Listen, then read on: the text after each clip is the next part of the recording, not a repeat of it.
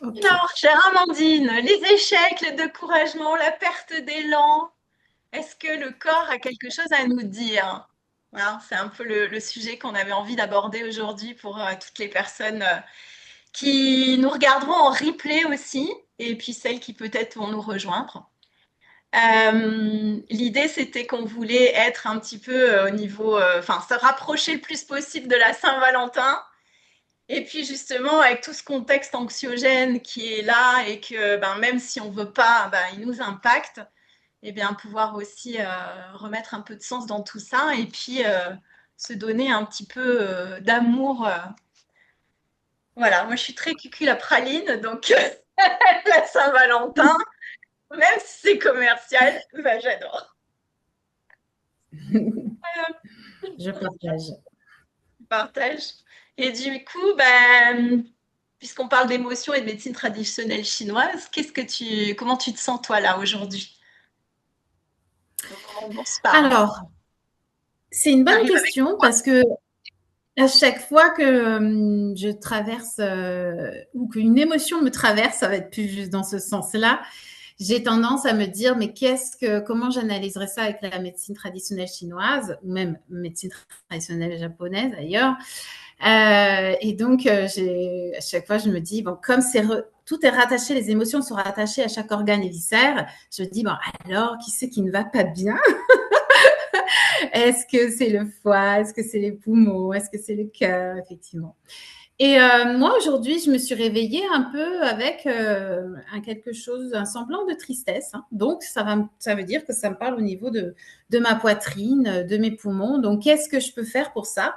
Eh bien, dans la matinée, j'ai fait des exercices d'ouverture, d'agrandissement. Alors, quand je dis ouverture, c'est vraiment ouverture des bras, hein, comme on fait en Qigong. En fait, on va étirer les méridiens poumons qui vont jusqu'au pouce et étirer bien le sommet de la tête vers le ciel et les pieds bien posés au sol. Et je me suis grandie, en fait. Pour moi, c'est comme ça que je l'ai traduit. Ça veut dire pour enlever cette espèce de tristesse ou chagrin qui vont se mettre dans les pleurs, hein, c'est pour ça qu'on bouge la poitrine quand on pleure, et ben ça va être de s'auto-grandir, quelque chose comme ça. Et tout de suite après, ça a été direct, je me suis sentie beaucoup mieux dans mes pieds, dans ma posture et dans mon estime.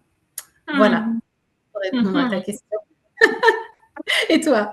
Et oui, bah, bah, moi c'est pareil et un petit peu, enfin je sais pas, c'est un espèce de mélange de trucs. Toi comme moi, on a ce point commun d'être hypersensible aussi à tout ce qui nous entoure. Moi, je suis une vraie éponge émotionnelle et c'est vrai que tout ce qui se passe autour, je le ressens à l'intérieur.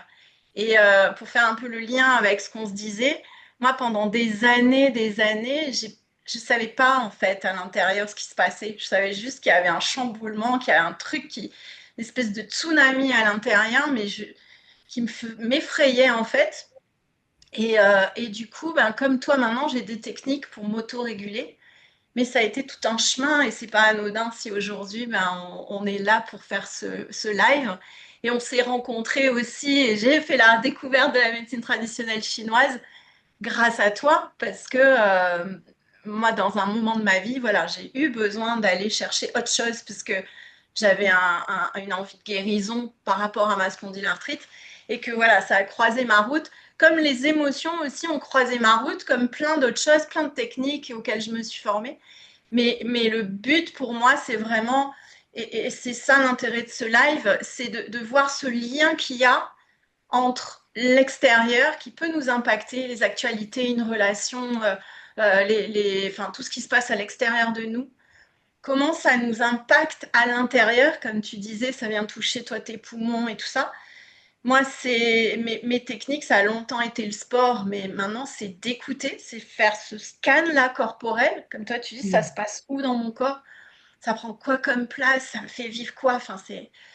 Et après, tu vois, je pars dans mon truc et du coup, je sais plus ce que je disais. Mais, euh, mais voilà, c'est de comprendre en fait ça et d'aider les personnes justement à se dire qu'à un moment, on devient un peu comme pris au piège par nos émotions si on ne sait pas ce qu'on vit, si on ne sait pas qu'on a le droit d'en vivre, qu'une émotion, c'est une information et que du coup, elle nous renseigne justement. Et si on ne traite pas l'info, ben, ça fait comme tous les pourriels qui s'accumulent dans nos boîtes mail. À un moment, ça sature, ça engorge le corps et voilà. Donc, C'est ça. du coup, voilà. C'est un peu comme ça que je me sens aujourd'hui, avec une espèce de truc où il y a plein de choses. Ça m'a Mm. empêché un peu de dormir, hein. J'ai mes nuits qui sont un peu agitées en ce moment. Et en même temps, une espèce de sérénité qu'on arrive finalement à trouver dans la tempête, tu vois. Donc, voilà. Voilà Mm. un peu mon état d'esprit du jour. Et l'idée, c'est justement de pouvoir aujourd'hui parler autour de trois étapes dans notre proposition du jour. Qu'est-ce que ça nous Mm. dit, une émotion? C'est quoi? Ça sert à quoi? C'est quoi le lien justement entre les émotions et les organes dont tu parlais tout à l'heure, en médecine traditionnelle chinoise, et puis d'offrir quelques clés aussi, quelques exercices simples qu'on peut faire pour justement remettre du lien et remettre du mouvement là où ben, peut-être on a préféré couper parce que c'est tellement plus confortable de ne pas aller ressentir ben, justement ces inconforts qu'on a dedans, quoi. Ouais. Donc, du coup, moi, j'aimerais bien que tu te présentes un petit peu, justement, parce que les personnes, elles connaissent pas Amandine. Moi, ça fait plus de 10 ans que je te connais, mais voilà. Ouais, c'est ce que tu peux nous en dire. Alors, oui, je peux en dire plus. Je m'appelle donc Amandine et je vis dans le sud de la France. Et je suis là aujourd'hui parce qu'en fait, j'ai un métier qui a répondu à mes attentes de jeune fille. Déjà, dès l'enfance, j'ai senti que j'avais, tu vois, tu parles d'éponge émotionnelle, mais j'ai senti qu'il y avait quelque chose qui m'agitait tout le temps en classe, dans la vie, dans les relations. En fait, j'étais sensible aux réactions et au corps des gens. J'étais je le suis encore, mais je veux dire, je parle de cette époque-là, très observatrice et j'étais même à vouloir deviner certaines choses des gens. Voilà. Et quand il fallait choisir son orientation professionnelle, je me suis dit, il faut que je fasse quelque chose de ça, de mon être à l'intérieur. Et ça n'a pas été forcément sensible. Facile, j'ai eu beaucoup de bâtons dans les roues, oui, parce qu'on comprenait pas ce que je souhaitais. Mais heureusement, jeune femme, j'ai rencontré des personnes qui m'ont dit quelque chose, en fait, qui maintenant ont fait sens. Mais c'est que le corps, il exprime tout ce qu'on vit. Et qu'en fait, c'était ça, quelque part, que j'observais et que je ressentais en moi et chez les autres.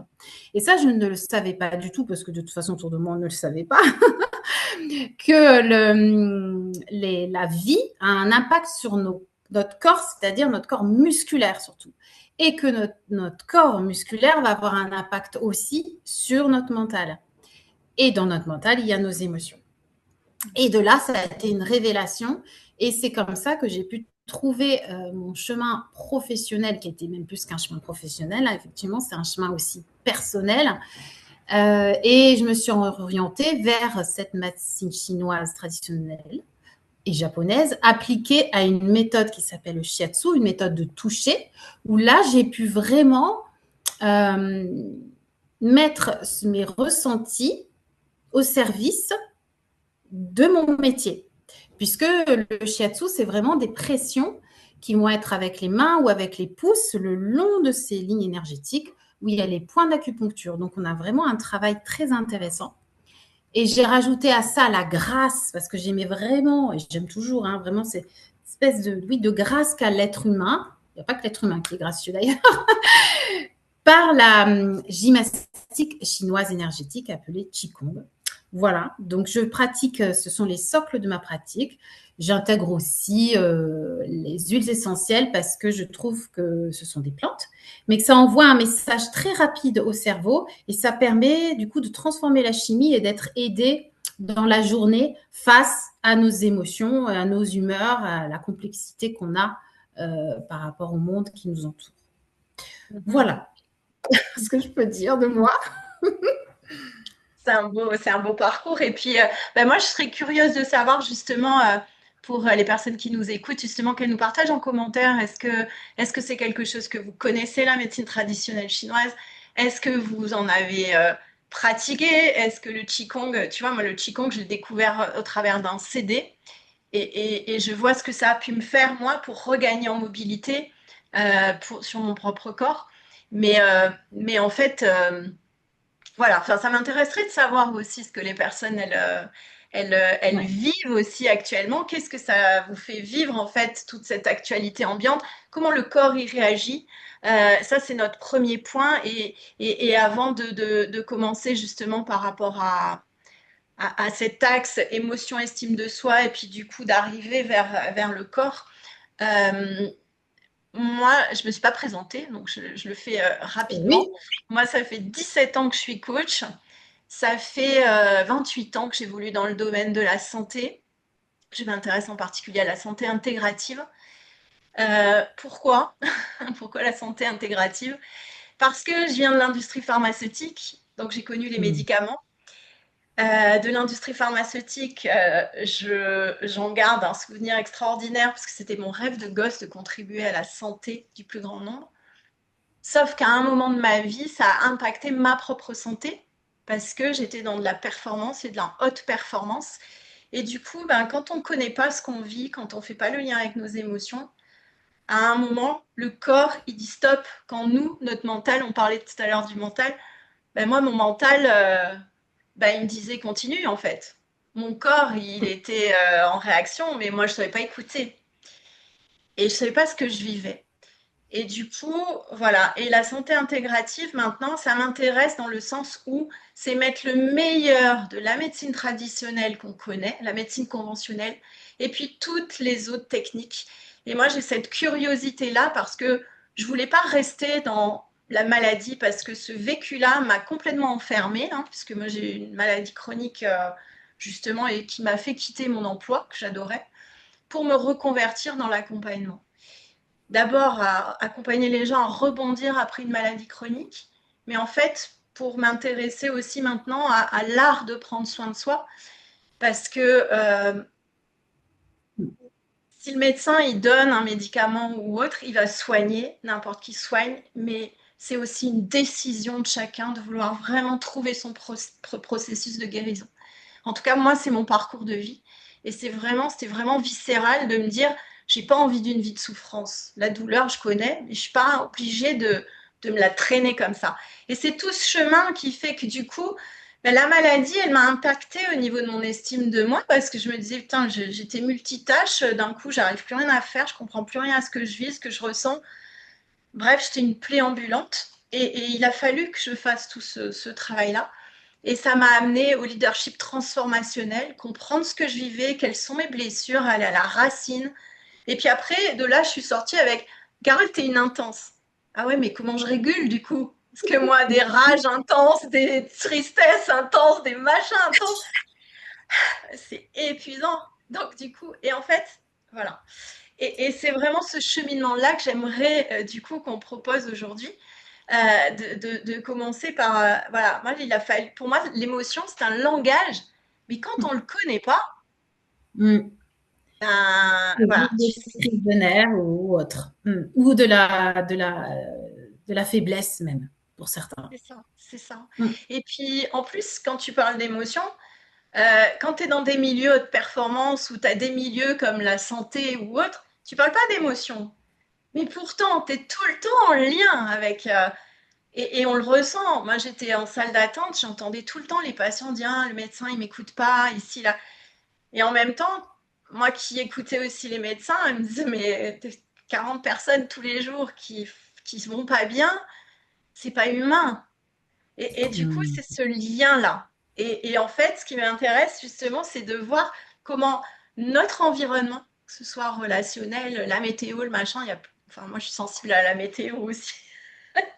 Je suis pas une sudiste pour rien, hein. J'habite sur la Corse, donc comme là actuellement, je vois ma pelouse synthétique qui vole là, avec la tempête dehors, voilà, ça m'impacte.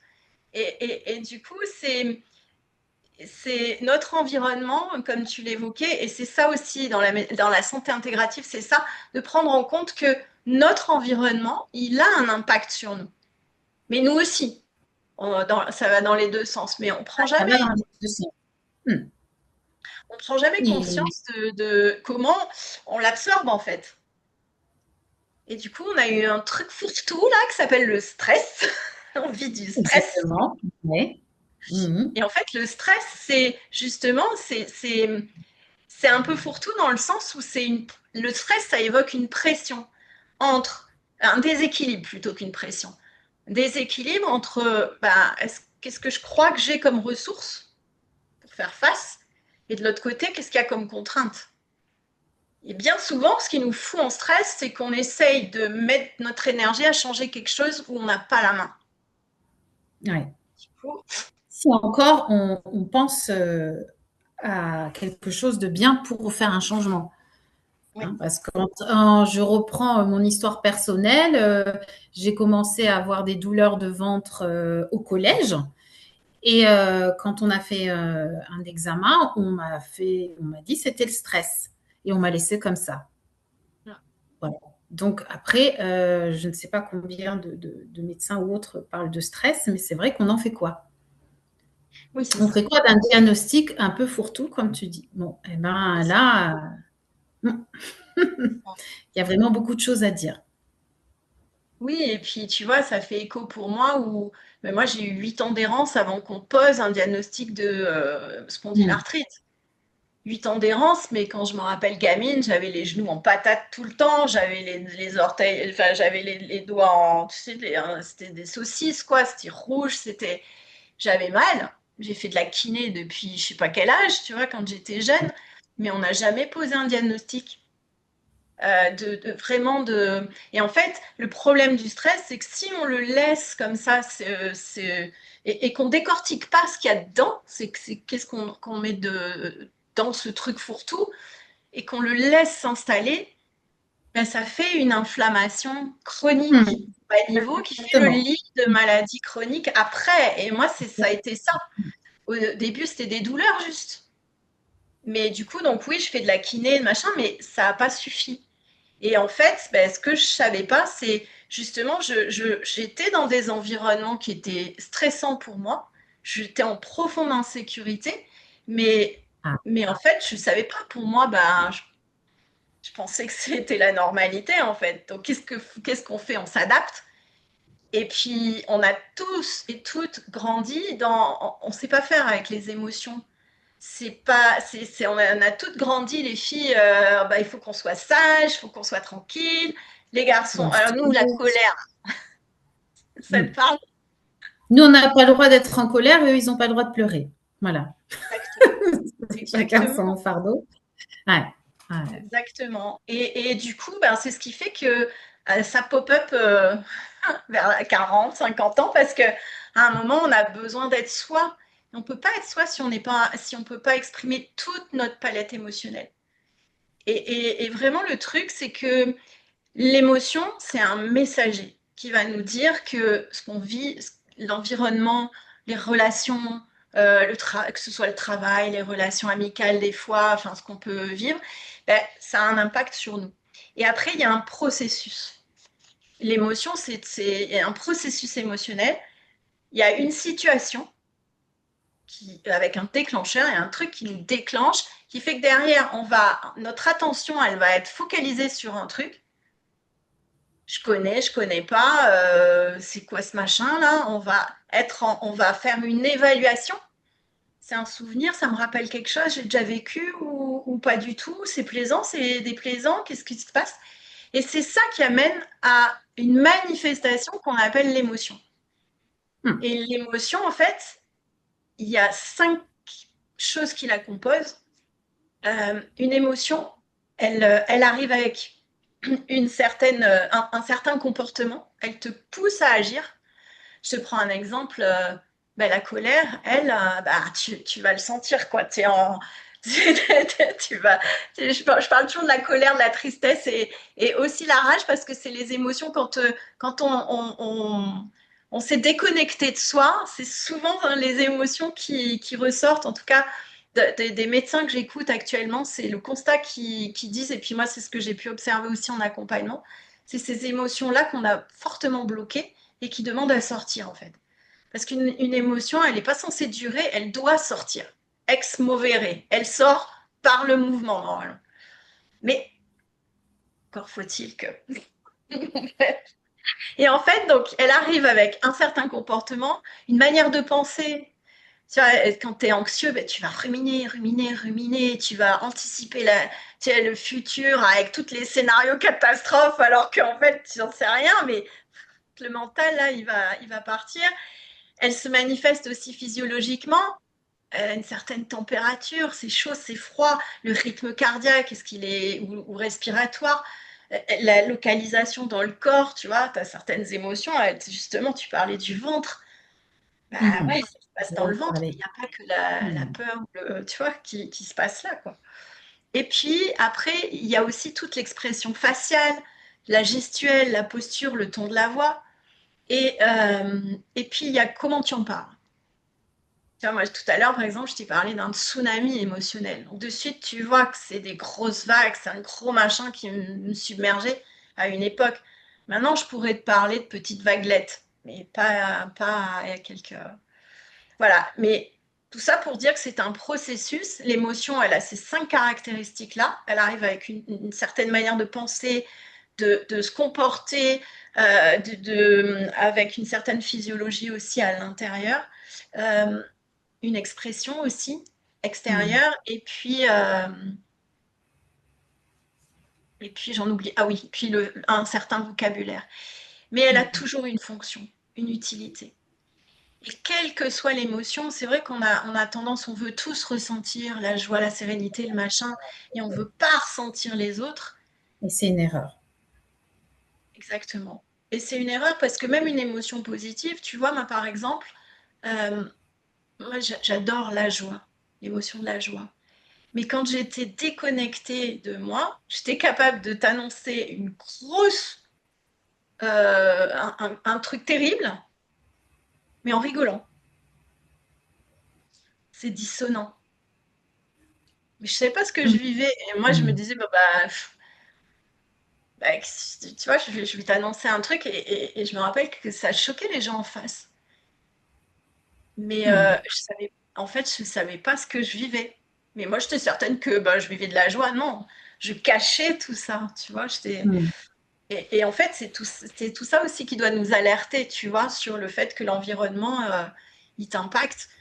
Je pense à certaines de mes copines qui me disaient, ou des personnes en accompagnement, je passe 1 heure avec telle personne, il faut que j'aille me bouffer le paquet de chips après, je suis pas bien, je suis... Enfin, Et pourtant, la personne va continuer à voir cette personne. Ça, c'est net, l'environnement, les personnes qu'on côtoie. En fait, il faut être sensible, si on devait donner une petite clé comme ça d'ailleurs, c'est être sensible à ce qui nous apporte du bien et sensible à ce qui nous apporte du mal. Bon, du mal, mm, voilà, du mauvais, on va dire. Et si à chaque fois on est connecté, parce qu'il faut être connecté à soi par contre, donc là, hop, c'est reparti dans le corps, puisque c'est lui qui va parler au final. Hein, exactement. et on se dit, oui, ça c'est bon pour moi, ça c'est mauvais pour moi. Eh ben, il faut évidemment aller vers le bon, même si le mauvais fait partie de l'autre face. Hein. C'est pas ça, on ne doit pas éliminer tous les problèmes de notre vie, c'est absolument pas l'idée, c'est pas possible de toute manière. Mais si on devient sensible à ça, on va vers le positif, vers ce qui nous fait du bien. Et on peut s'interroger à pourquoi lui, elle, cette situation me fait du mal. Et en s'interrogeant à ça, on va commencer à tirer des ficelles très intéressantes de mon vécu. En tout cas, moi, j'ai trouvé ça très intéressant de me dire, mais pourquoi? Parce que cette personne, elle voit la vie comme ça, et c'est pas de la même manière que moi, je perçois la vie, parce qu'on perçoit tous la vie différemment. Si on se met tous devant un tableau, on est 30 devant un tableau, c'est dingue, mais personne va dire la même chose.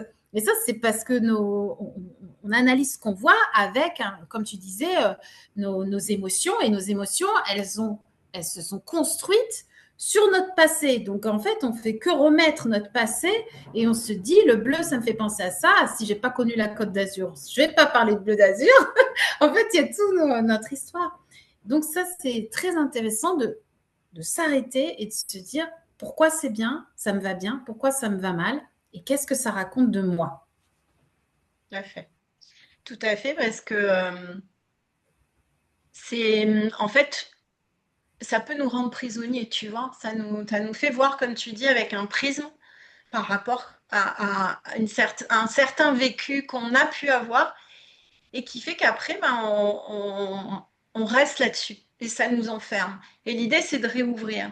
Et un des outils que moi j'ai au niveau de l'accompagnement qui est centré sur les émotions, et ça rentre dans le processus de développement de l'intelligence émotionnelle, de scanner le corps en fait. Mhm. Tu vois, j'ai appris plusieurs fois dans la journée à me poser avec ce qui est là-dedans, tu vois. Je te donne un exemple. Moi, souvent, on me disait, putain, t'as un débit. Blablabla. Ouais, quand je suis hyper enthousiaste et passionnée, j'ai un débit. Et je m'entends et je me saoule toute seule, tu vois. Mais c'est ma passion. Et chez certains, ça, ils se disaient, mais t'es stressée. Non, je suis pas stressée. C'est pas ça chez moi, le stress. Et moi, le stress, tu m'entends pas, en fait. Tu vois, moi, quand je suis bien, au contraire, je suis très volubile, tu vois, c'est chaud, là, je ressens la chaleur, tu vois. Et ça se passe là. Et maintenant, je suis capable de te dire, tu vois, là actuellement, si je me centre, et c'est une clé que je peux donner aux personnes, moi, ce que j'aime faire, c'est mettre mes mains sur le cœur, ou encore mieux, fermer les yeux, parce que sinon, j'arrive pas à accéder à mon intérieur. Il faut vraiment que je ferme les yeux. Je mets une main sur mon ventre, une main sur mon cœur. Ça m'apaise. Là, quand je sens qu'il y a le truc là qui part, là. Mais c'est déjà de me dire, ça se passe où? Ça a quoi comme grosseur? C'est où dans le corps? Ça me fait, je suis bien, je suis pas bien. Enfin, ce que tu disais, mais moi, dans mon jargon, c'est ça. C'est scanner, en fait, le corps et surtout, qu'est-ce que j'ai envie de faire? Parce que, comme tu dis, on a un cerveau, c'est le primitif qui réagit de suite. Et en Ouais, fait, t'attaques, tu fuis ou tu voilà. te fiches. Voilà. Et ça, c'est vraiment très important à savoir parce qu'on ne doit pas rester dans cette. Alors moi, je parle d'hypervigilance parce que c'est vraiment aussi ce que j'ai vécu et c'est ce que je reçois le plus au cabinet parce qu'en règle générale, on reçoit les gens qui nous ressemblent et c'est le cas. Et c'est pour ça qu'on a beaucoup de tension en haut et de blocage en haut. C'est cette hypervigilance de il faut que je fasse un choix devant la mort. On croit qu'on est en danger. On n'est pas en danger. Voilà. Donc, il faut revenir au corps pour dire tout va bien. Enfin, du moins, analysons vraiment s'il y a danger. C'est ça, et c'est vraiment ce qui nous amène au deuxième point, c'est que justement, une émotion, elle dure pas longtemps. Quand ça commence, qu'est-ce que j'entends par là dans le côté long? Euh, Par exemple, pour donner une idée, je crois il me semble que les chiffres, c'est pour une minute de colère, c'est 14 heures de cortisol dans le sang. Oui, je crois Donc que ça c'est laisse quelque un chose comme ça. certain. Voilà. Et donc, du coup, faut pas qu'on reste dans des états comme ça, sauf qu'on nous l'apprend pas. Et souvent, on va se couper. On veut pas vivre, on va se couper. En tout cas, moi, toutes les personnes que j'ai pu accompagner, ça a été ça. Et comme tu dis, c'est mon vécu aussi. Moi, j'ai beaucoup accompagné des gens dans les addictions, que ce soit à l'alimentation, au tabac. Et en fait, moi, j'étais addict au travail, hein. Puis je le reste encore. J'ai vraiment ce truc de faire, faire, faire, faire, faire, parce que j'ai jamais appris à juste être. Donc j'ai appris, le lien avec l'estime de soi, c'est que j'ai appris à prouver ma valeur par ce que je fais. Et de croire que je suis digne d'être aimée, appréciée ou quoi, parce que je fais, mais pas pour qui je suis. Ça, c'est tout le travail après de transformer tout ça. Mais du coup, pendant très longtemps, j'ai pas voulu sentir. Mais après, par contre, quand j'ai compris qu'il fallait vraiment que j'y aille, c'est comme quand tu marches sur le râteau, poum. Mais je me rappelle aussi avoir entendu, et puis c'est aussi ce que je demandais aux personnes quand j'accompagnais, tu sais, dans la gestion du poids. ils me parlaient beaucoup, mais je leur disais, mais ça se passe où dans le corps? Et vraiment ramener à l'intérieur. Parce que justement, c'est tout un travail. Et qu'est-ce qui fait qu'on s'est déconnecté? On n'a plus les circuits neuronaux qui sont faits, qui sont construits. Enfin, on les a pas. Le passé a fait que. On nous met tout le temps, on nous dit de réfléchir en fait. Finalement, vraiment, tout est dans la tête. Parce que moi, je me souviens que j'avais l'impression d'avoir la tête qui était détachée de mon corps. Ce qui me paraissait fou. J'osais même pas le dire. Parce que ouais, ça paraissait complètement fou, mais j'avais l'impression que mon corps était divisé en deux. Et c'est par cette pratique que c'est revenu un corps. Parce que j'analyse ça comme ça. Finalement, à l'école, on nous demande de performer, c'est normal. En même temps, on doit acquérir plein de choses. Donc, ça se fait avec le cerveau. Hein. Heureusement qu'on a quand même du sport à l'école hein, et de l'art. Hein. Mais on se doit de réussir et de passer tout par l'intellect. Et j'ai réalisé aussi pour revenir à des choses que tu dis, qu'on ne nous offre pas la possibilité de faire autrement, en fait. À la limite, on doit rester où on vit, on doit rester avec les mêmes personnes. C'est comme si on devait être resté attaché à un espèce de truc,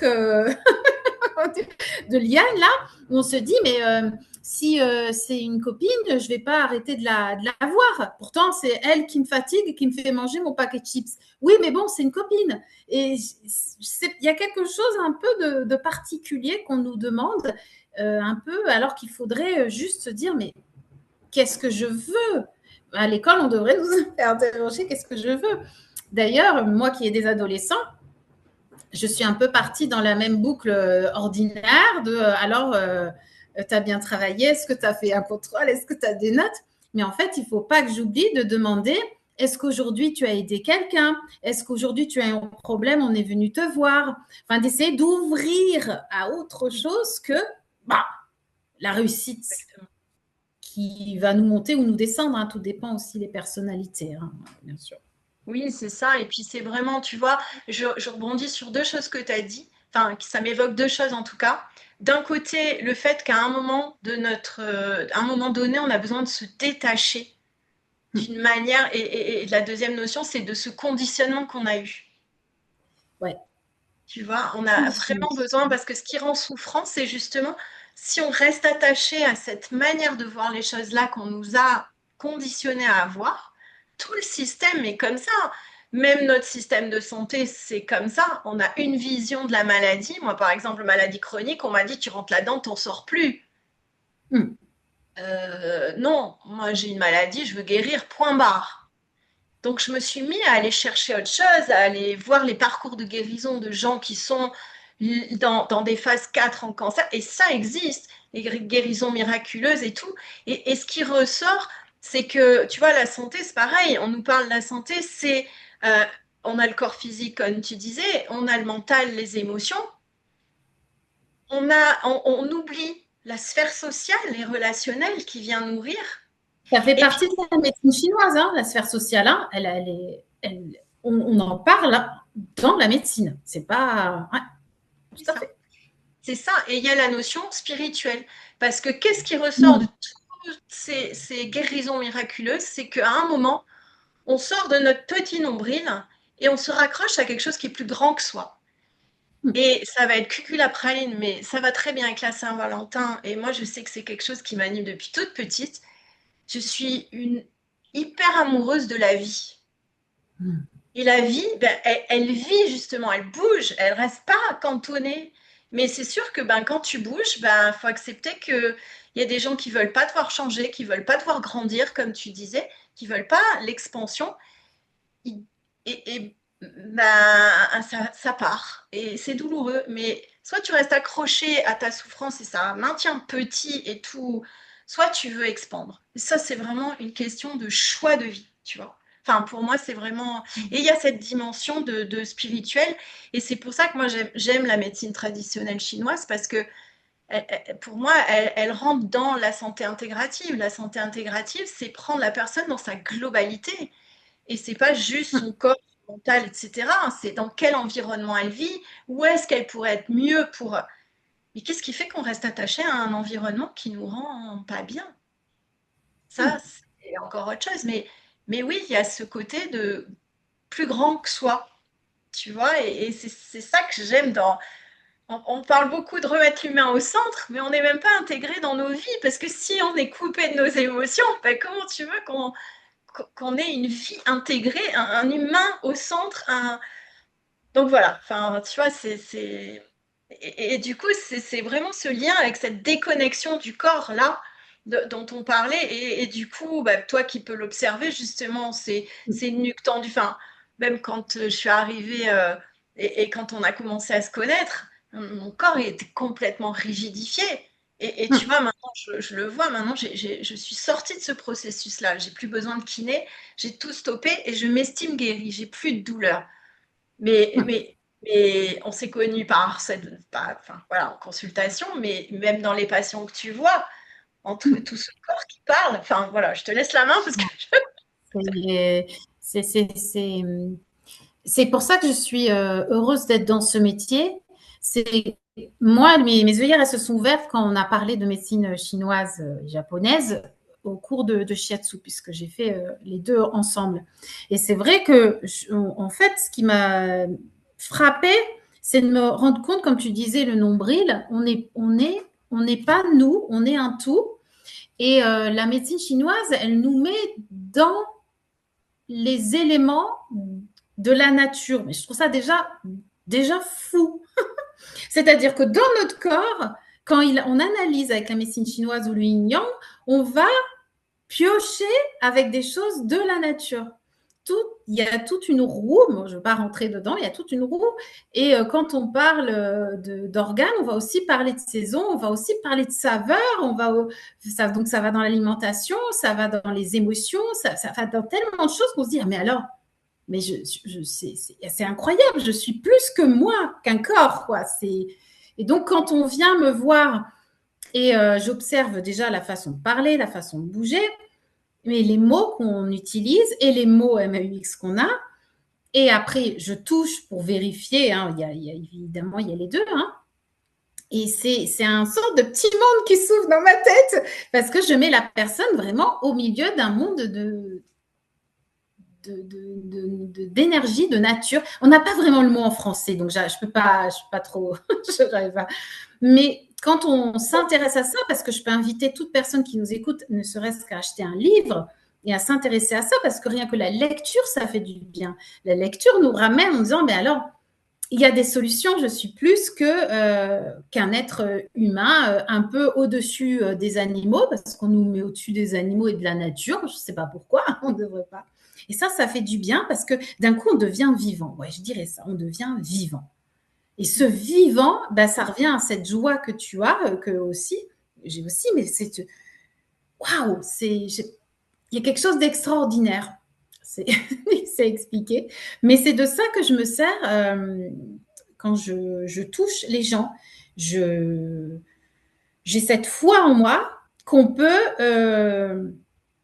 je peux transmettre cette foi à l'autre. Donc parfois, je suis pareil que toi, hein, j'ai un débit assez rapide. Je suis parce que j'ai tellement envie de faire comprendre qu'il y a des solutions. Et, euh, et la foi, je crois que ça porte vraiment toutes les solutions. Hein. Peu importe le chemin qu'on prend, hein, ça peut aussi être l'Ayurveda, ça peut être vraiment faux. Hein. On est d'accord là-dessus. Et voilà. Et donc après, effectivement, la médecine chinoise, le shiatsu, on va pouvoir toucher le corps physique, le corps émotionnel et le corps énergétique. Et ensuite, quand on touche ces trois corps, il va se passer quelque chose qui va se faire, qui va s'aligner et le reste va venir de ce qu'on a dit, c'est-à-dire une envie de changer notre sociabilité, enfin, ce qui se passe autour de nous, une envie de changer de la nourriture, une envie peut-être de nouveau de s'intéresser à des croyances. Donc là, on est plus dans le spirituel. En fait, ça vient tout seul parce que les trois corps se réalignent et informent différemment notre cerveau de ses besoins et les émotions se transforment. En fait, c'est autre chose. C'est ce que tu as vécu, hein, il me semble d'ailleurs. Hein. oui, puis tu sais, le lien que je fais avec ce que tu dis aussi, c'est c'est un moment où on a besoin, quand tu as bloqué des émotions pendant des années et des années, d'ailleurs, il y a moi, je suis très bouquin, hein, j'adore les bouquins. Il y a le professeur Cyril Tarquinio qui parle les maladies ne tombent pas du ciel. Tu vois, moi, j'ai un besoin de comprendre. J'avais besoin de comprendre et puis j'aime tellement la vie, la santé, ça m'anime depuis que j'ai 6 ans. Je suis une boulimique de lecture pour comprendre, en fait, tu vois. Et du coup, de me dire, mais qu'est-ce qui fait que... Moi, pourquoi j'ai fait de la neurobiologie quand j'étais plus jeune? C'est parce que je comprenais pas pourquoi ma mère, elle sortait pas de sa dépression en fait.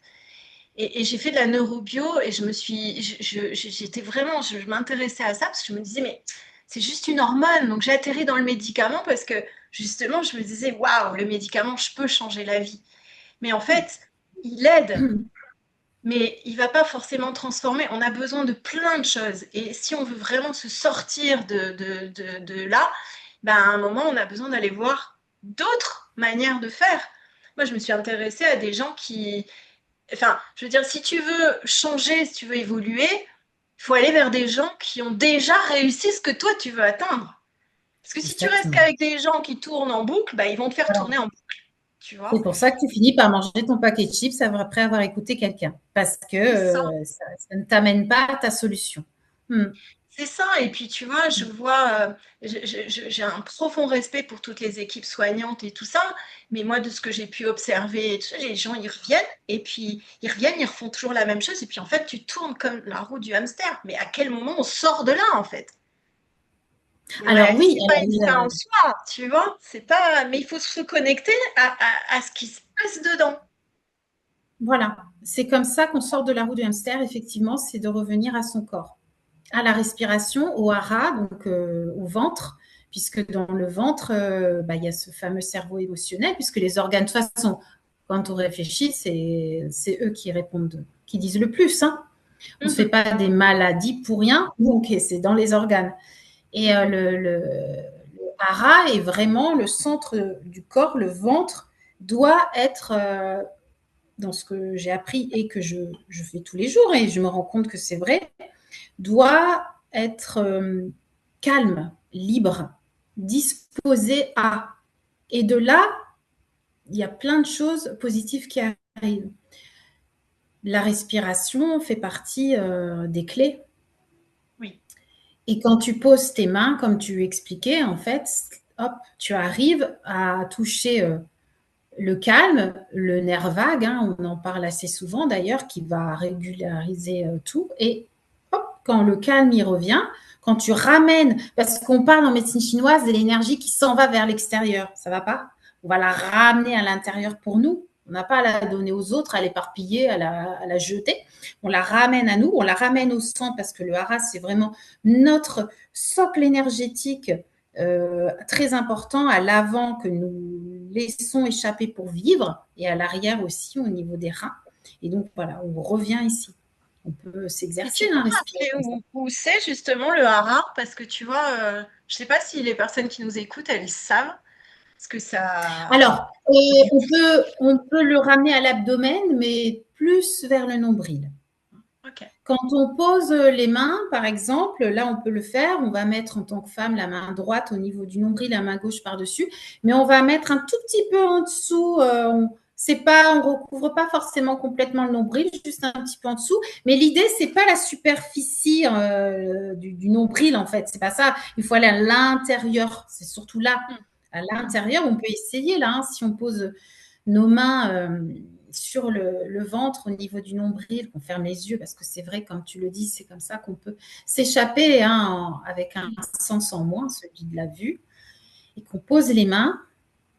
Alors, on a les pieds, j'imagine qu'on est tous assis, alors on a les pieds au sol, hein, on n'est pas en, comment dire, une jambe sur l'autre, hein, on a vraiment les deux plantes des pieds au sol. Et on se met à respirer, donc simplement on inspire au niveau des mains et on souffle toujours au niveau des mains. C'est-à-dire qu'on essaye de venir amener le souffle en dessous de nos mains, dans le ventre, à l'arrière du nombril.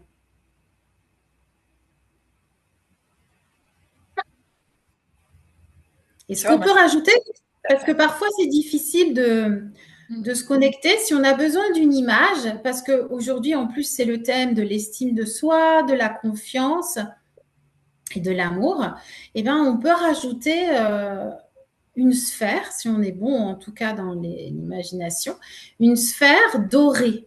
Parce que le doré, c'est en rapport avec la confiance en soi.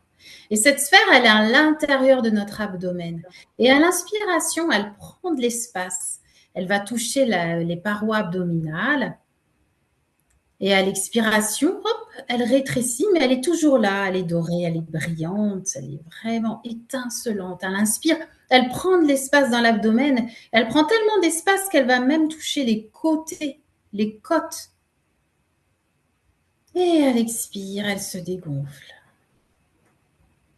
Elle inspire, elle va tellement grandir qu'elle va même toucher les lombaires, la colonne vertébrale.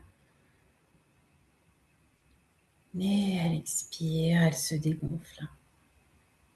Et quand le mental il est très chargé, qu'on est vraiment en cocotte, qu'on a des tensions dans la nuque, on peut rajouter à cette respiration, à ras les pieds. À l'inspire, on donne de l'ampleur à l'abdomen, mais en même temps, on pense à nos pieds posés au sol.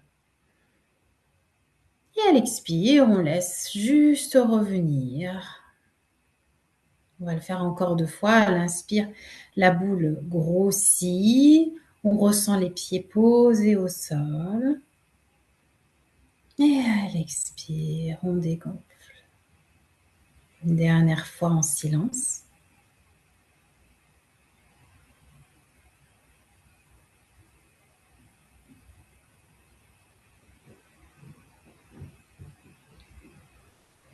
Et on peut ouvrir les yeux. Tu vois, ça a été difficile au début pour moi. C'est vraiment tu vois, de se ramener dans le corps. C'est vraiment un apprentissage, tu vois. À n'importe quel moment, parce que le plus difficile, c'est à n'importe quel moment. À la limite, c'est peut-être pas dans un cours, mais à n'importe quel moment.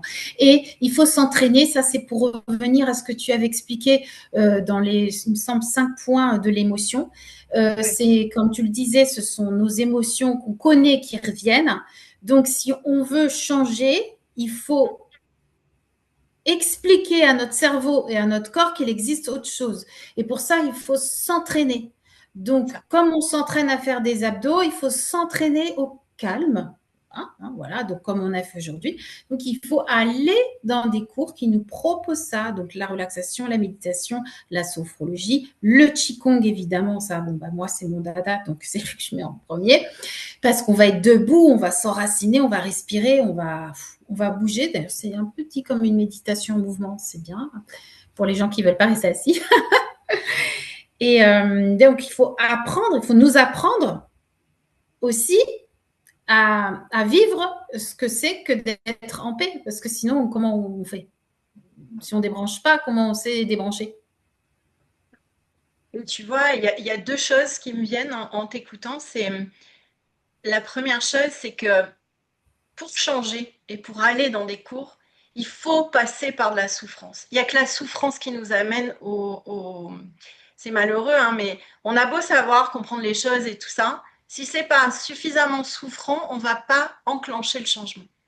Mais après, la bonne nouvelle, c'est Hmm. comme tu parlais de recréer des processus, des nouveaux circuits neuronaux, la création d'habitudes, ça s'apprend. Ça s'apprend comment? Par de la répétition.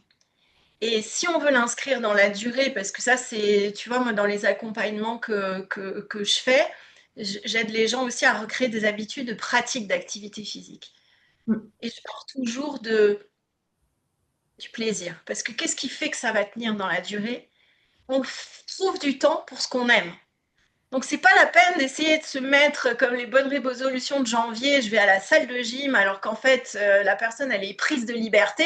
Moi, rien que j'entends dans ces mots, je laisse tomber. Parce que la contrainte d'avoir une plage horaire, un truc, ça va pas marcher. Ça viendra peut-être après, ou peut-être que dans un premier temps, si on y va avec d'autres amis et tout ça, il va y avoir une émulation. Mais la plus puissante des motivations, c'est celle qui est basée sur notre plaisir à nous. Et du coup, ça part aussi de la connaissance. Dans le sens de si je me connais et je sais ce que je veux avoir, je vais me donner les moyens de réussir. Et c'est ce qui va aussi nous faire gagner en estime de nous et en confiance en nous, parce que par des petites actions qu'on va répéter, répéter, répéter, qui nourrissent notre plaisir, on va aller nourrir notre fierté, etc. Et tu parlais de foi. Moi, c'est ce qui me sauve depuis gamine. Je ne sais pas comment, je ne peux pas dire comment, mais j'ai la foi que je vais arriver à ce que je veux faire et justement à transformer. Et tu vois, j'ai eu cette foi pour ma guérison. Et je m'en suis, en tout cas, avec, dans mon parcours à moi et dans mon besoin à moi de vivre le plus longtemps possible en bonne santé, je suis focalisée sur ce que je veux obtenir. Et mon énergie, à un moment, je me suis un peu paumée là-dedans et je fais comme tout le monde, on procrastine, on tourne, on répète les mêmes trucs avec toujours les mêmes résultats, mais en se disant, mais non, mais ça va changer cette fois-ci. Oui, mais si tu penses pareil, si tu vois, dans les circuits neuronaux, tu as parlé tout à l'heure de la respiration pour réguler. On peut apprendre à s'autoréguler et dans l'intelligence émotionnelle, dans les processus de régulation, on peut apprendre 15 façons de faire. Hmm. Parce que tu vois, dans ce que je t'ai décrit de l'émotion, il y a les différentes choses. Quoi. Une émotion, elle se pense, elle a un comportement, une tendance à l'action, elle a une certaine physiologie et tout ça. Il y a des choses qu'on peut transformer. Tu vois, au lieu de se dire, c'est quelque chose que je connais, je me rigidifie parce que là, c'est nouveau, je vais m'ouvrir, je vais développer ma curiosité. Ah, tiens, ça, je connais pas. Tiens, et si je faisais autrement? Et si, au lieu de se dire, non, ça, je connais pas, je veux pas y aller. Parce qu'une des grandes craintes, tu vois, c'est justement, on a tellement, quand tu es déconnecté, je sais pas si ça te parlera, mais en tout cas, c'est mon vécu et ce que j'ai pu observer en accompagnement, cette peur terrible on a tellement besoin de sécurité. Notre cerveau a tellement besoin de sécurité pour pas partir de suite dans les émotions, enfin, de se laisser submerger plutôt, que on a peur de l'inconnu. Alors qu'en fait, dans l'inconnu et dans ce qu'on va oser, il y a l'opportunité aussi.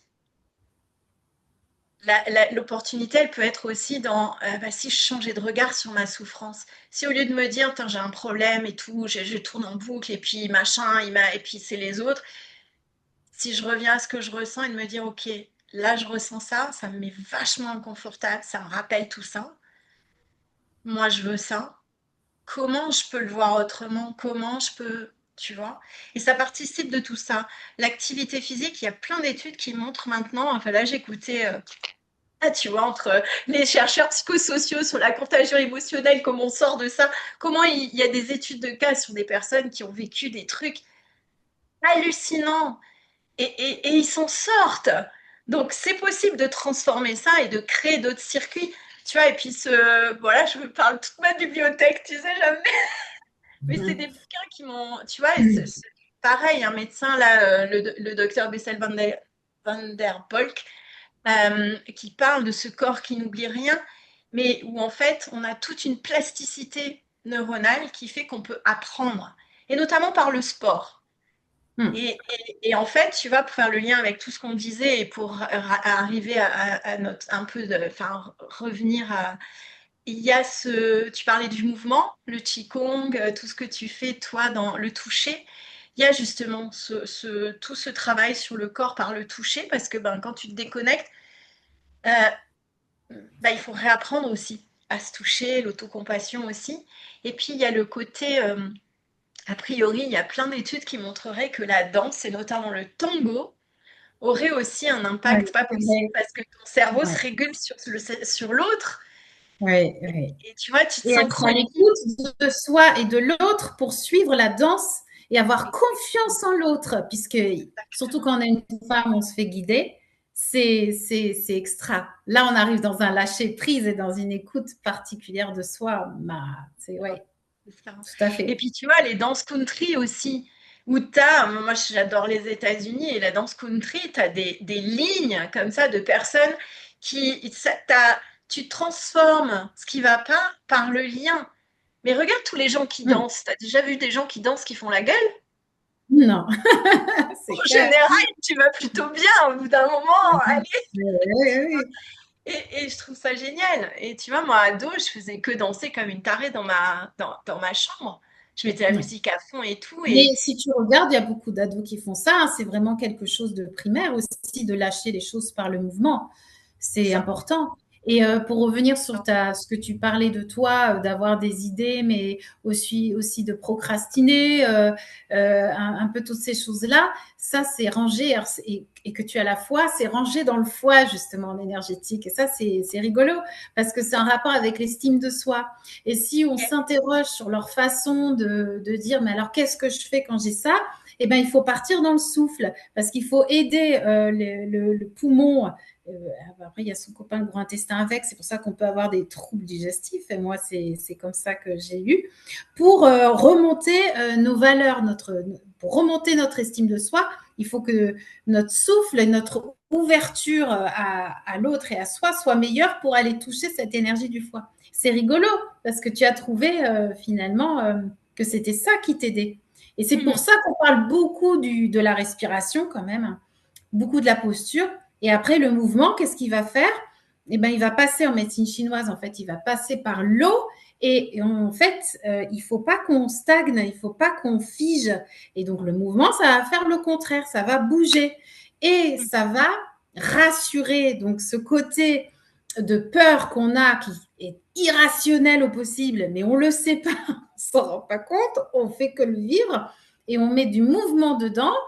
Et là, hop, ça va mieux, la peur se calme parce qu'on se rend compte qu'effectivement, en changeant des petites choses, mais il faut y réfléchir, eh ben, c'était pas si dangereux que ça. Hein, on en revient vraiment à ce que tu as dit tout à l'heure. C'est Et ça. alors, la musique, alors là, c'est la musique, ça rentre en vibration dans l'eau, dans nos liquides, nos cellules, et ça peut être vraiment transformationnel, mais alors, waouh, c'est bien. Et ça amène dans le feu de la médecine chinoise qui va avoir, donc on réveille la joie, qui va aller faire un petit coucou au poumon pour aller au foie, et ouh, on est génial. Et oui, Voilà. parce qu'en médecine chinoise, tu as vraiment une correspondance entre une émotion et un organe. Le foie, si je Voilà, ne me c'est trompe pour pas, ça. c'est la colère. Les poumons, c'est plus la Oui, tristesse. Le rein, les c'est peurs. ça, c'est Mhm. ça exactement. Ouais, c'est ça. Et tu as d'autres organes encore Ben ou... après, tu vas, si tu vois la personne, elle est vraiment, elle rumine beaucoup, il y a de l'anxiété, des choses comme ça, je vais faire attention à l'équilibre estomac. Alors moi aussi, ça déménage, j'ai mes meubles qui bougent. Et au cœur, Ah, chez en vous aussi fait, qui nous écoutez. le cœur, on fait attention au contraire de la joie, donc ça va être l'abattement. Et voir même si je tombe sur une personne qui a beaucoup de critiques, de haine, hein, il y a quelque chose qui vraiment qui va pas sur ce qu'elle voit dans sa vie. Hein, encore une fois, je reviens chacun à ses lunettes. Et ben, je vais aller voir qu'est-ce qui ne va pas dans son cœur. On est bien sûr hein, dans le symbolique. Hein. Oui, donc Oui, tout le ça me monde. parle, l'ouverture de cœur. Et tu vois, par rapport à ce que tu disais, je me rappelle un de mes coachs, quand je vivais des situations un peu douloureuses, tu vois, en post-divorce et tout ça, là. Euh, à chaque fois, je lui parlais de ce il me faisait vraiment rentrer, expliciter qu'est-ce que je vivais, etc. Et, euh, et à chaque fois, je me rappelle le nombre de fois où il m'a répété, OK, Carole, mais tu vas pas en mourir. Oui, mais non, non, non, non, c'est bon, tu vas pas en mourir. Tu vas pas en mourir. Tu sais, et cette phrase, elle me reste. Et en fait, c'est oui, tu vas pas en mourir. Et si tu regardes, la plupart du temps, on a déjà vécu, et même dépassé des trucs encore plus Ouais. forts qu'un petit grain de sable là. Et en fait, on s'en fait toute une montagne, Surtout mais on en va pas prenant en de l'âge. mourir. C'est parfois plus difficile en vieillissant parce que notre bibliothèque nous raconte trop d'histoires difficiles. Et alors qu'on y arrive plus facilement jeune parce qu'on n'a pas encore tout ça en tête. Donc c'est ouais. C'est ça. Et Alors du coup, c'est qu'est-ce que tu proposes pour justement concrètement pour aider les gens à travailler sur leurs émotions? alors moi spécifiquement, si tu veux, je travaille sur un accompagnement centré émotion. Ça, c'est euh, Calia Institute qui a développé ça et donc je suis formée auprès de chercheurs psychosociaux sur ce domaine-là. Et en fait, c'est vraiment développer l'intelligence émotionnelle des personnes. En fait, c'est travailler vraiment à partir de l'émotion, du moment.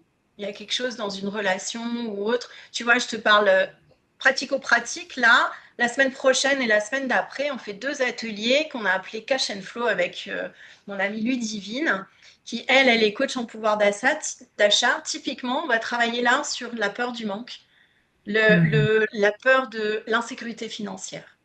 L'insécurité financière d'un côté et de l'autre côté, tu vois, et travailler, voilà. On part d'une situation et du coup, après, on va travailler sur les solutions pour qu'on soit plus prisonnier de cette émotion-là. On ne peut pas changer le truc, on peut pas changer l'extérieur. Par contre, on peut changer notre relation à l'émotion et la traverser du coup, voilà. Donc ça, c'est vraiment un atelier pratico-pratique sur 3 heures, tu vois. Et c'est vraiment Moi, mon dada, c'est vraiment apprendre aux gens à transformer, choisir leur vie parce qu'ils vont transformer leur rapport aux émotions. On va Tu veux dire que réapprivoiser ça. tu reçois une personne. Alors évidemment, ce qui est bien, c'est que toi, tu peux recevoir du Oui, monde moi, c'est entier, hein. exclusivement en ligne. Voilà. Oui. Tu reçois une personne individuelle, elle va t'expliquer son problème et tu vas l'aider en individuel et aussi avec des partenaires. C'est ça, hein? Oui. Mm. Oui. Moi, si tu veux, j'ai vraiment une vision. Moi, c'est mon dada, c'est la santé intégrative. Donc, c'est pas juste un truc comme ça. Après, j'ai différents types d'accompagnement. Là, pratico-pratique, les prochains ateliers qui viennent, c'est toujours en intimité, moi, que je fais, hein. On fait maximum 5 personnes parce que se livrer sur les émotions, c'est pas forcément évident. Donc, soit je le fais en individuel, la personne, elle arrive, par exemple, j'ai une dame, elle, c'était vraiment des colères dans son couple. Il y avait des trucs qu'elle ne supportait pas. Et ben, du coup, voilà, on travaille spécifiquement sur ça. Et après, ben, du coup, c'est un accompagnement là sur cette séance parce qu'on travaille d'abord sur l'émotion, mais après, on va voir qu'il y en a d'autres finalement. Et après, on va rentrer dans la situation parce que je dois apprendre à la personne déjà à décortiquer l'émotion parce que dans une situation, il n'y en a pas qu'une d'émotion. Mm. Et elles sont Ouais. toutes en C'est cocktail, elles l'arbre sont qui toutes cherche la packagées. forêt, quoi. C'est ça, c'est ça. Donc voilà. Mais pour pas noyer tout le monde, voilà, c'est soit je fais de l'individuel et ça en fonction de ce que. Et on peut partir d'une émotion. Mais si je vois qu'après c'est une émotion qui est trop engrammée et qui ramène à des choses vraiment qui se répètent et qui datent surtout, je vais travailler aussi avec tout mon réseau, puisque ben, comme il y a toi pour la médecine chinoise, j'ai des psychologues, j'ai des voilà, d'autres secteurs parce que après ça va dépasser mes compétences. Moi, je Mm. travaille sur l'émotion qui est là dans le moment et qui bloque. Ouais, d'accord. Et après, là, en atelier, ça peut être soit des ateliers pour booster, mais là, les prochains, voilà, il y en a 2, c'est le 17 et le 24 février. 2 ateliers de 3 heures qu'on met en route, vraiment pour les personnes qui ont une insécurité financière. Ça les prend au bide. Et le truc, c'est que ben, si tu gères pas ça, ça impacte ta santé. C'est toujours pareil. Mm. Si tu laisses traîner le truc, et là, ben, c'est que les personnes, au bout des 3 heures, elles repartent avec quelque chose de pratico-pratique et où on va aussi explorer l'émotion, on va trouver des ressources, on va transformer tout ça. J'utilise aussi l'hypnose pour apaiser. Et pour te contacter, comment on fait? Pour me contacter, ben, ce que je ferais, c'est que je mettrais toutes les coordonnées. Il y a mon site internet, Elan Vital Coaching. Et puis après, je suis sur les réseaux sociaux en tapant juste mon nom. Voilà. Et pour toi, Amandine, tu as Voilà, des c'est choses que tu souhaites proposer surtout, je crois que tu as. Parce que c'est Alors, l'anniversaire d'Instant Zen en plus. Donc, tu as des oui, choses à proposer. et oui, oui, oui, hein. C'était, j'ai ouvert le 5 février 2005, hein, donc ça fait un petit moment. Et alors moi, ben moi j'aide évidemment beaucoup en présentiel, hein, c'est une évidence. Cependant, j'ai quand même créé des vidéos, donc on peut aller sur le site internet instantzen.fr et trouver des vidéos de qigong et d'automassage. Après, je peux accompagner par des ressources vidéo de loin, plus loin, quoi, hein. Évidemment, on peut si on a envie. Mais l'essence de mon travail est en présentiel puisque le shiatsu est une méthode de toucher. Alors moi, j'aime bien les techniques assez brèves. Enfin, j'ai toujours eu la foi en ça, en me disant, et si je pouvais aider avec quelque chose de concentré. Ça veut pas, je suis pas marabout, hein, mais avec toutes ces expériences d'années de travail, j'ai une méthode que j'ai appelée de l'agitation à l'ancrage par Amandine. Où on va avoir une première séance donc en présentiel où je vais écouter et ensuite je vais aller écouter le corps. Donc je vais faire ce fameux shiatsu traditionnel complet où je vais visiter tous les canaux énergétiques en regardant les points d'acupression, etc., d'acupuncture. Et ensuite, il y a à la fin un autre bilan de cette lecture. Et si la personne, elle veut continuer, il va y avoir donc 4 autres séances derrière, assez rapprochées, pour aller travailler sur 3 objectifs qui mêlent le physique et les émotions. Et des exercices entre, parce que si on veut que ça soit efficace, assez rapidement, il faut vraiment, comme on l'a expliqué pendant cette heure, c'est reprendre contact avec soi. Et là, j'ai plein d'outils parce que j'ai suivi, comme toi, beaucoup de lectures, des formations. Je me suis tellement interrogée puisque moi aussi, j'ai une mère dépressive et je n'ai pas compris pourquoi elle ne voulait pas s'en sortir. Donc voilà, on a le même socle. Et je me sers donc de toutes ces sciences pour aider les gens entre chaque séance. Et voilà, et après, on a un point à la fin de ces 4 séances, donc de ces 5 séances en tout, pour savoir ce qu'il en est pour la suite. Voilà, et j'ai des cours de Qigong, évidemment, à part. Et voilà. Et je suis sur les réseaux également, Instant Zen ou Amandine Edui. Voilà. Oui, en fait, on remettra toutes les coordonnées là sous la vidéo. Et en tout cas, c'était toujours un plaisir en fait. J'allais dire c'est chouette, mais c'est toujours un plaisir de partager sur nos comment dire nos appétences mutuelles et qui se recoupent en fait tellement. Et moi, j'ai plaisir à faire découvrir aussi d'autres pratiques, sortir en fait des sentiers battus et voir qu'il y a d'autres choses qui existent. Parce que on disait les lectures, oui, ça nous aide, mais à un moment, quand on voit qu'on tourne en rond et qu'on n'est plus dans notre joie. Moi, j'ai la certitude, la foi sur ça, c'est que si on est dans la joie, si on fait ce qu'on aime, on est en santé.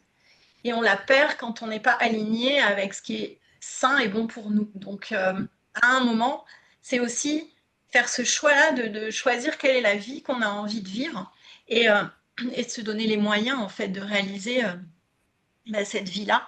Et du coup, en conclusion, en tout cas, j'espère que pour les personnes qui vont nous regarder en replay et en tout cas, j'ai hâte de lire les commentaires s'il y en a. C'est toujours intéressant aussi de voir qu'est-ce que ça a pu apporter. Et en tout cas, nous, notre objectif, c'était vraiment d'essayer de refaire ce lien entre ce qui se passe à l'extérieur de moi, qu'est-ce que je vis à l'intérieur, qu'est-ce que c'est mon monde émotionnel, comment il est réveillé, quel organe il peut toucher, quelle énergie, en tout cas, ça met en lien, et comment on peut, par le mouvement, que ce soit remettre des émotions en mouvement et du coup, une activité physique et le toucher aussi, et puis Et allier aussi avec l'amour de la soi. parole. Voilà, voilà. Pour la Saint-Valentin, l'amour de soi va passer par tout ça.